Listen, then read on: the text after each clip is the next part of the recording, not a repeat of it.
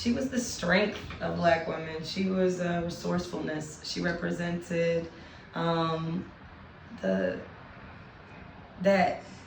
very particular, I think, trait in Black women, that is, no matter what is thrown our way, we will persist, and we will persist with joy. You know, we were introduced to Stony with having known that she was an orphan. You know, that her and her brother were orphaned. Their parents had both died in a car wreck, and she was taking care of her little brother. And what was the first thing we saw, though? She was throwing him a party.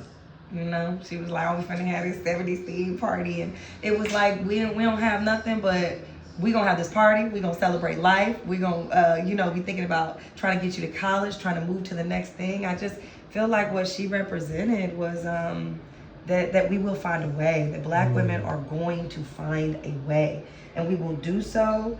Still finding joy. Also, that feeling of like that is sometimes not a great trait in us. I'm a do it for everybody else maybe before I take care of myself. Like the next really big moment for her was, of course, trying to get that money for her brother to go to school, and what she had to do with Nate to get it. And that was such a, we all, it's weird because it's not funny. It's not a funny line. We all love the line now. Like, I'm in a bind, Nate. It's like, it's a funny line now because we use it so much. But when you really think about that moment, she was in that car and this brother that, was doing good, and he could have, there's a world where he could have just helped her out.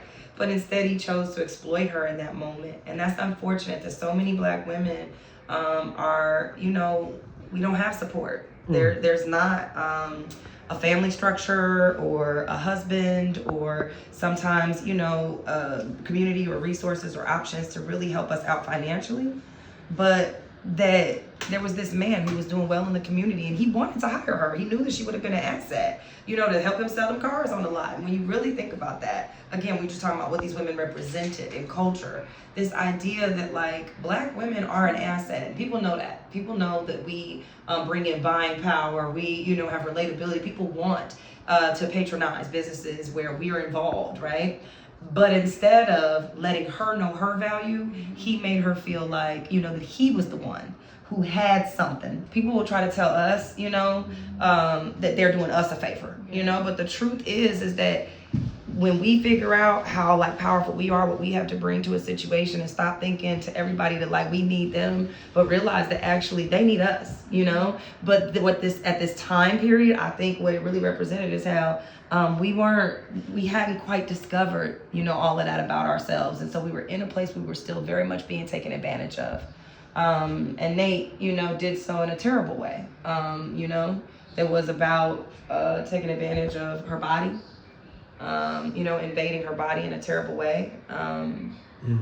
But there's so many ways, I think, that Black women are taken advantage of. And that we're made to feel like we have to, allow that because we need things. Anyway, it's always very sad to me that she, this, bright young woman felt so limited, so, just limited in her options, that for her, there was no way that she could see getting, $10,000. How would she get that? I remember even when she was in that scene with Blair Wonderwood at the bank, and he was like, we could open a bank account, interest-bearing bank account for $1,000, and she was like, $1,000? Right. Like just that to her, $1,000 sounded like a lot of money, so $10,000. How was we gonna do that? But what did she tell her brother? To her brother, she was like, don't worry about it. Don't you worry about it at all. I got it. I'm gonna come up with every penny. Don't worry. And that's what Black women do. We gonna sit here and say, I know it's impossible, but I'm going to figure out a way. Yep. And she did. But that way meant she had to compromise herself. And that wasn't something that, and I think now, I feel like I hate this too, this culture. It's something to talk about that, there's this culture of like, women out here, they out here, hoeing for bags and hoeing for whatever. And look, there's many, many different versions of this, right? But I do feel like, what I think a lot is men love to be like, or people in general culture love to be like, these girls out here doing this, that, and the other. And I'm like, sure, have an opinion on it, have a judgment on it. But here's my question is, what's going on in our culture that there are so many women that feel so unprovided for, that aren't taken care of in a way that what they've been reduced to is feeling like they have to do that.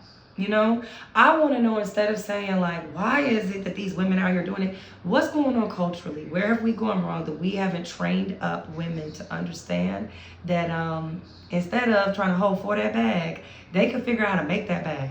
You got all of the creativity, all of the, entrepreneurial spirit. Mm-hmm. You can figure that out, sis.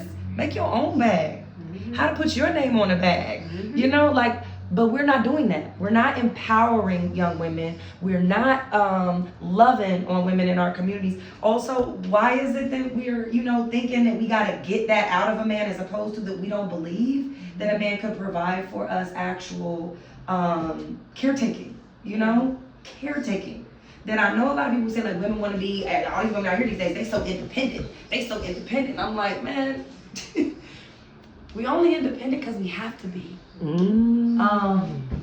But if we had come across more often men that said to us when we say, I'm in a bind, Nate, if there were more Blair Underwoods, men who said, it's enough for me to just be listening to you.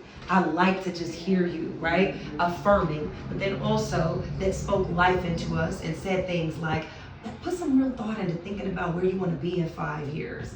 That opened our minds to things, teaching us and saying, let me talk to you about investing. Let me talk to you about what an interest-bearing account is. Let me talk, right? I mean, those are very simple things, but they were really cool things that were brought up in that movie, I feel like that's what I loved about Stony's character too, is that we definitely saw her as a woman, as a caretaker, as, she was definitely carrying weight on her, but she was also the one who got allowed to have a love story. But also someone who had been through really traumatic sort of, we won't call it abuse, but it was definitely an abuse of power, that situation. And she had really experienced a lot. We got to see a really full story of what Black womanhood can be and is, unfortunately, sometimes. And I just thought what I would love, what I felt like I wish was talked about more, is the fact that we saw in her also how two different ways of how men can either break you down or empower you.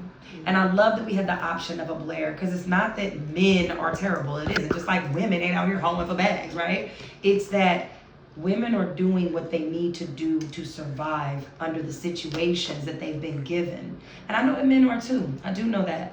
But I really do feel like that men have the power to lead us into a better situation, just like women have the power to change men's lives, right? But if we could just get to a place where we understood that we are interdependent on one another, and that we have the power to really just magnify one another, the woman that Stony could have been, any one of these women could have been, if they had